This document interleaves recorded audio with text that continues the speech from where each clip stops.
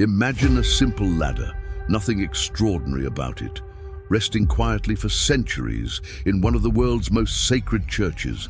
It's not made of gold, it's not decorated with precious stones, yet it somehow has the power to stir conflicts, attract thieves, and even threaten peace between nations. Welcome to the Church of the Holy Sepulchre in Jerusalem, where this seemingly ordinary ladder has become a symbol of centuries of religious and historical tension. So why can't anyone move it? The answer is deeper than you might think, and maybe you're better off staying clear of it altogether. Let's get straight to the point. There's a ladder in Jerusalem that no matter what, nobody's allowed to move. To be fair, technically, you could move it. There's nothing physically keeping you from doing so if you happen to be in Jerusalem and decide to give it a go. But legally, that's another story. And if you try, there's a good chance you might end up sparking a riot, or maybe even something bigger. Why? Well, the answer dives into layers of history, religion, and of course human nature. This ladder sits on a ledge, right under a window, above the entrance to the Church of the Holy Sepulchre, located in the old city of Jerusalem. The church itself is one of the oldest and most sacred buildings in Christianity, with its original structure dating all the way back to the 4th century AD, built under the direction of Emperor Constantine I. This church is believed to house two of the holiest sites for Christians, the place where Jesus was crucified, known as Calvary or Golgotha, and the tomb where he is believed to have been buried and later resurrected. These events are foundational to Christian belief. Because of these deeply rooted connections, the Church of the Holy Sepulchre is revered by multiple Christian denominations, each one claiming a part of the building.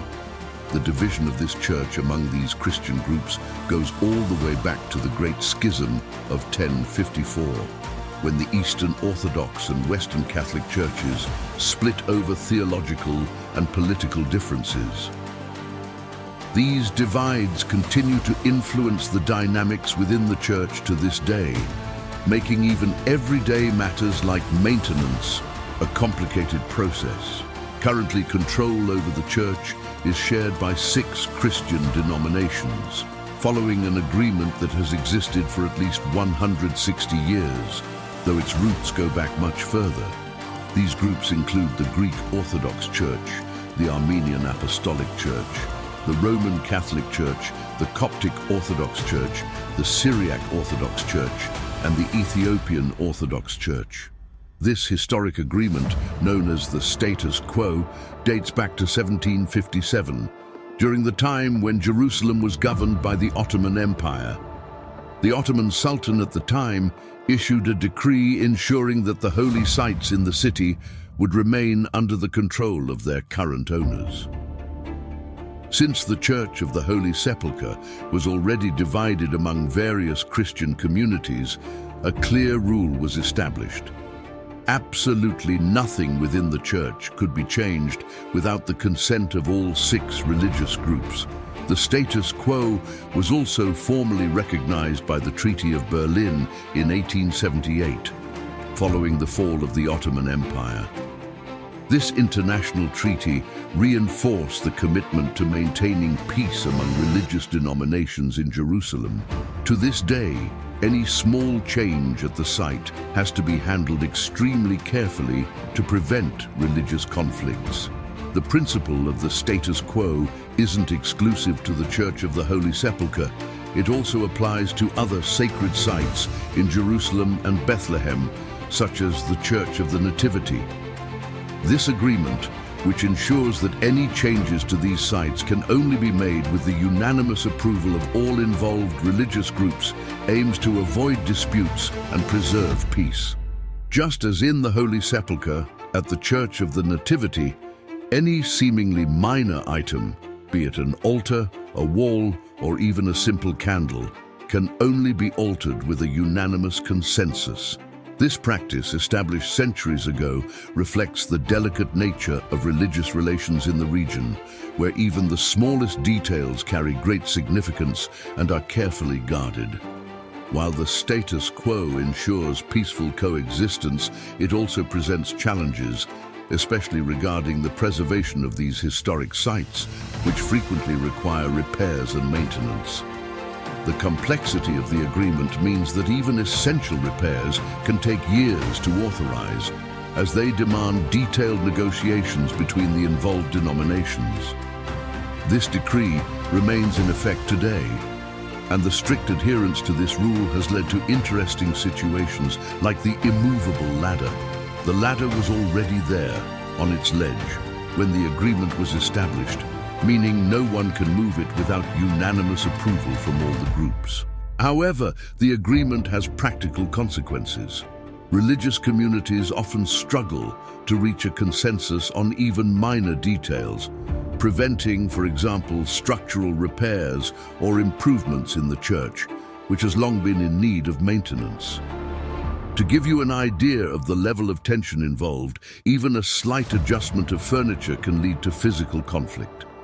In 2002, a Coptic monk, protesting Ethiopian control over a monastery on the roof of the church, moved his chair slightly into the shade.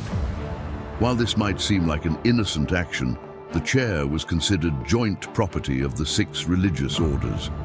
Moving it without consent violated the 1757 agreement, sparking a brawl that left about a dozen monks injured. A similar incident occurred in 2008 when Armenian monks were holding a ceremony and refused to allow a Greek monk to join them. In response, the Greeks blocked the ceremony, triggering a massive fight that you can see in footage from the event. Israeli riot police had to intervene to calm the situation, and 2 monks were arrested. This is partly why no one dares to move the ladder. Curiously, no one knows for sure how or when it got there. Some believe that a worker around 300 years ago left the ladder there by mistake while doing repairs. Other historians suggest it may have served a more practical and intentional purpose. Some say the ladder was used as temporary support, allowing workers to access higher areas of the church during periods of restoration or to transport materials. In a time when every detail within the Church of the Holy Sepulchre was subject to strict interdenominational agreements, the ladder's presence might have been accepted as a temporary convenience before it became a permanent symbol. The ladder appears in an engraving of the church from 1728, was mentioned in the Ottoman Sultan's decree in 1757, and shows up in photographs from the 1850s. In other words, it's been there for a long time. But since no one knows which of the 6 denominations the worker who left the ladder belonged to, it's considered the property of all 6, meaning that any attempt to move it would require unanimous consent from each of the 6 orders. In 1964, Pope Paul VI issued a pontifical decree stating that the ladder should remain in place until the Catholic and Orthodox churches reached unity. This means that, at least from the Catholic side, the ladder won't be moved until that unity is achieved. So this simple ladder, something that anyone could move, has become a symbol of the divisions within Christianity, especially between the Eastern and Western churches. Though it's famously known as the Immovable Ladder, it's actually been moved a few times over the years. In 1981, a prankster attempted to move it, but was quickly stopped by the Israeli police. Then, in 1997, someone went as far as to steal it through the window and managed to keep it hidden for a few weeks until, under pressure, they eventually returned it to its original spot.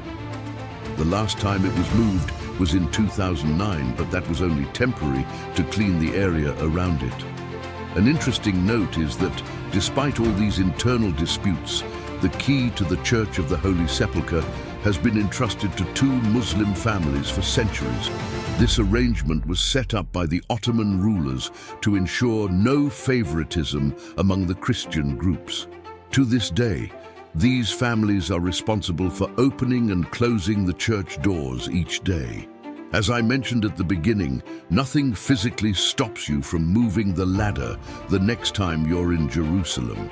But you probably shouldn't, unless you're prepared to risk causing an incident or facing the local authorities.